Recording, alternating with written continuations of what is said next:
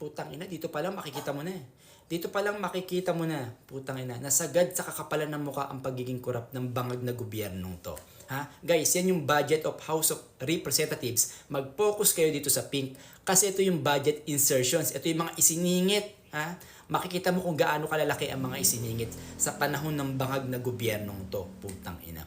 From 2011, 2013, panahon ni Pinoy, si Speaker Belmonte ang nangasiwa dyan sa House of Representatives. Ang mga in-insert lang, 610 million, 500 million. 2013, 2011. Ngayon, nung panahon na ni Duterte, at ang kanyang Speaker of the House, si Pantaleon Alvarez, 0 insertions, 2017. 2019, nung si Gloria Arroyo na ang naging speaker, mayroong 10 million na insertions. Ngayon, 2020, Duterte pa din. Si Lord Alan Velasco na, mayroong insertions na 1.8 billion.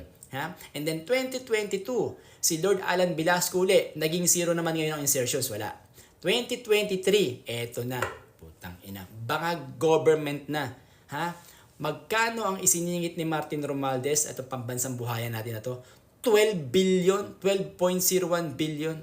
Nakita nyo kung gaano kalaki ang ginamp niyan pag kinumpare mo yan sa mga naunang nag-insert. Ha? 2024, 12.5 billion. Under pa rin ni pambansang buhaya.